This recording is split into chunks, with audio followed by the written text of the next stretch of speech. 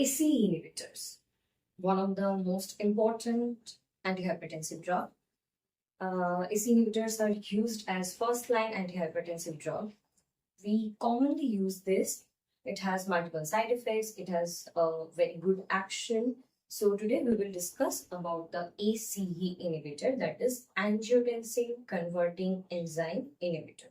The most important part is to understand any drug's mechanism of action. If we are able to understand the mechanism of action, then we will be able to find out what is the effect and what are the adverse effect in the body, and it will make it easier. So for any kind of drug, it is very important to know the physiological action in your body. So we will discuss about it. As we can see, there is kidney is releasing renin. So in our body, there is angiotensinogen, which is there in the body. Like other things, it is also present in your body. It is circulating, right? So when from kidney, renin is released, and with the help of renin, angiotensinogen is converted to angiotensin 1. Now this angiotensin 1 is an inactive product. It is not any active product. That means it does not have any capability to create any effect in your body. That means if it is present in your body, it will not create any effect, it will not bother you. But what if it is converted to another active product? That time it will create effect. So that is happening in this only. And that is the physiological action which we need to understand about ACE inhibitor. So till now we have discussed as angiotensinogen is circulating in your body. With the help of renin, it is getting converted to angiotensin 1, which is an inactive product. Now, this angiotensin 1, if it is coming with the contact of angiotensin converting enzyme, which is circulating throughout the body, especially it is in the abundant amount, it is found in the lungs and liver. So whenever the angiotensin 1 is coming in touch with ACE, that is angiotensin converting enzyme, it is getting converted to angiotensin 2, which is an active product. That means it has certain physiological action and effects on your body, and that is the thing we need to understand. Now, angiotensin 2, if it is converted, that time 3 effects will be created in your body, which is severe and massive. Firstly, it will do vasoconstriction of blood vessels. So whenever vasoconstriction, that means it is getting constricted, the space is getting narrowed. That means the peripheral vascular resistance will increase. So whenever peripheral vascular resistance increase, that means the BP will get increased. So the patient will have more and more BP. Next is aldosterone release. So aldosterone is a hormone where its action is to retain sodium in water and excrete the potassium. So whenever the aldosterone is getting released, it will retain more sodium and water, and it will create certain effect. It will increase the BP because you are retaining more volume in the body, you are retaining more volume in the vessel. So it will increase the BP again. Next is cardiac remodeling and hypertrophy. Now what is remodeling? Suppose there is a brick. 5 bricks are present in your hand. 1, 2, 3, 4, 5, 6. So there is a sequence. 1, then 2, then 3, then 4, then 5, then 6, like that, right? Remodeling means someone came and broke that house or that block. So you are trying to repair it.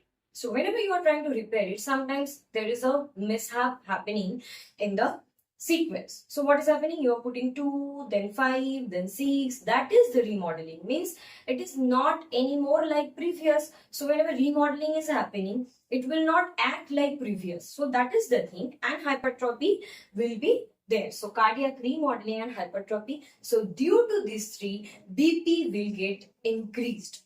We don't want all these actions. We are using it as antihypertensive. So what we want, what we can do to prevent these effects, we can stop this conversion, right? From angiotensin 1, angiotensin 2, because we don't want to stop this conversion, because angiotensin 1 is not harmful for our body. but angiotensin 2 is harmful. So what we can do? We can prevent this conversion, and we can prevent this conversion with the help of AC inhibitor. That means we are putting something which will stop the action of angiotensin converting enzyme. That time what will happen? These three effects we can prevent and BP will not get increased. One thing, if you are putting AC inhibitor, that time it is producing bradykinin and the inactive products will get increased and prostaglandin release will be increased. So whenever prostaglandin and bradykinin is getting released more and more, what effect it will create? It will create vasodilation, right? So just think about it. We are preventing these three effects which will increase your BP and cardiac remodeling and hypertrophy, which is not good for our health. It will create effects on your heart. It will provoke the heart to get in the failure state. It will provoke the heart to get in arrest. We are preventing these three effects. Along with that, with the help of AC inhibitor, as it is releasing bradykinin and increased prostaglandin, it is creating vasodilation. That means BP will be under control. So this is the main mechanism of action. If you are getting into it, we can find out what are the side effects, we can find out what are the effects and how it acts. So this is about the mode of action. So whenever we are discussing about any drug, we have to discuss about the pharmacokinetics. So the route usually it is given orally. Absorption wholly crosses BBB, that is blood-brain barrier, and metabolized in the liver. And it is excretion is usually excreted through urine. So whenever we are talking about AC inhibitor, we know the pril. Anything comes with pril, we have to keep in mind. So enalapril, captopril, lisinopril, perinopril, etc. are the examples of AC inhibitor. Whereas the largely or mostly used drug, very common, which is ramipril. It is usually coming the dose of 5. So according to patient's blood pressure, according to patient's heart failure or any state, we are adjusting the dose. Next, what are the uses? So from the mode of action only, we can we discuss that it is largely used antihypertensive drug. It has other effects as well. So first is hypertension. Already we have discussed about what is the mode of action, because and then heart failure. It is also used in acute myocardial infarction, diabetic nephropathy, and scleroderma renal crisis. Now one by one we will discuss how it is helping or it is acting in this.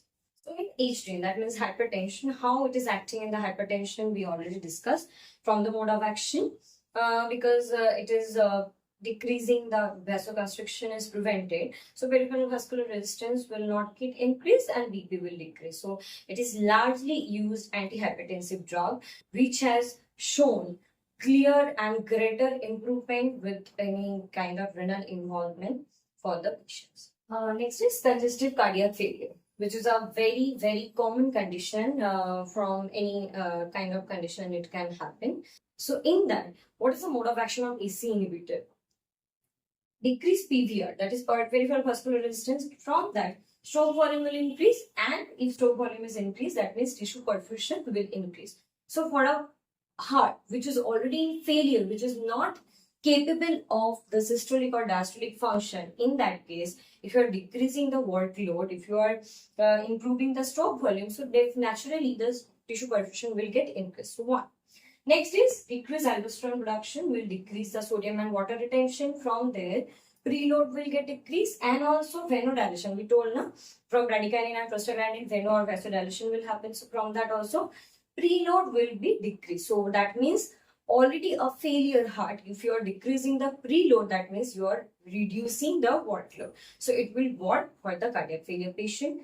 And then retard or reverse the effect of cardiac hypertrophy or remodeling. As I told, that remodeling, what is remodeling? So whenever cardiac hypertrophy or remodeling is prevented or it is not in that much level, so heart will be more effectively pumped, or it will at least decrease some adverse effects of the failure. So like this, it is effective in the congestive cardiac failure.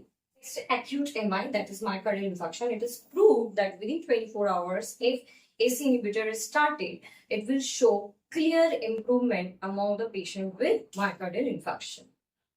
Next is diabetic nephropathy patients. Also, it is largely used because it decreases BP and dilate the renal efferent arteriole. So whenever it will dilate the renal efferent arteriole. What will happen? Decrease intrarenal pressure. So it will not create further tension or further pressure. That means it will relieve. So it can reverse the effects of diabetic nephropathy. So it is used in that patients. Scleroderma renal crisis. Scleroderma is a autoimmune connective tissue disorder.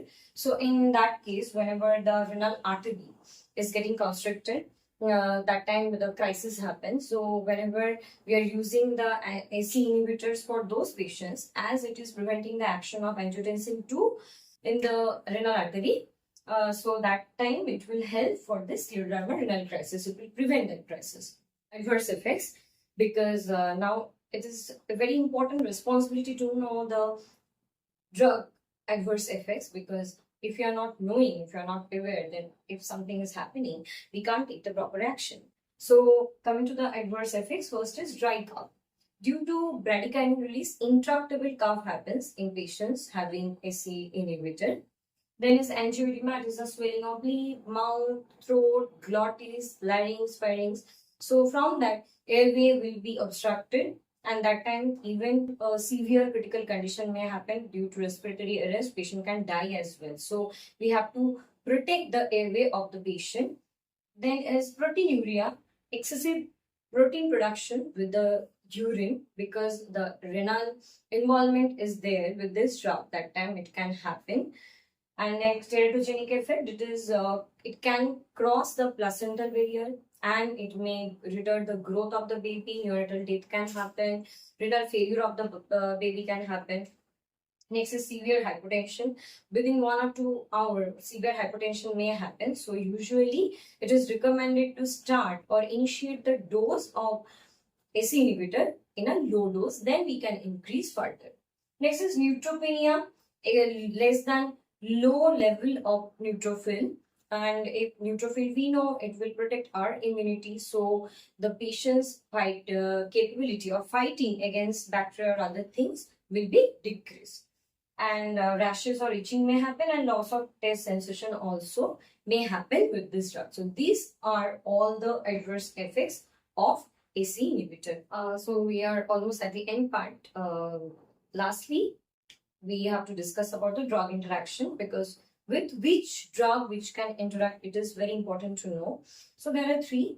AC inhibitor with potassium sparing diuretics, as we are telling that AC inhibitor is preventing the release of aldosterone, so it will retain more potassium. So if you are putting the patient on potassium sparing diuretics along with AC inhibitor, there is a chances of hyperkalemia, and we know hyperkalemia may cause cardiac arrest or dysrhythmia.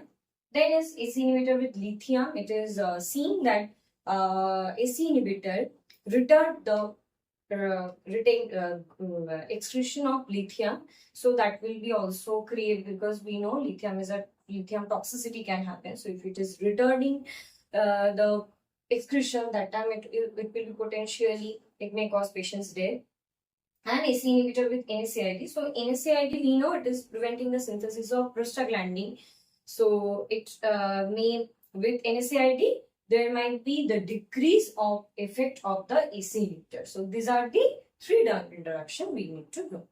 So till now we have discussed about what is AC inhibitor. Very commonly used pril, captopril, enalapril, ramipril, anything. The most common drug which is used as AC inhibitor is ramipril. Then we have discussed how it acts. Next, we have discussed about the what is the pharmacokinetics, what are the common drugs, adverse effects, therapeutic uses, and lastly, the drug interaction.